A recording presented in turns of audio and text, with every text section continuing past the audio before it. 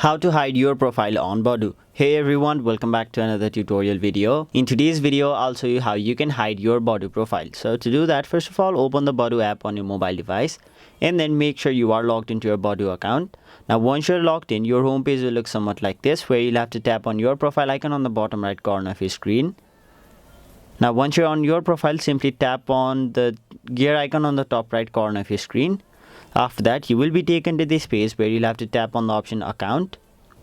After that, on the top side, you can see the option hide account. Like you deleted it, but you can come back when you like. So simply check on this box right over here, and as long as this box is checked right over here, your account will be hidden. And if you want to unhide your account, all you have to do is simply untick this bar and then your profile will be unhidden.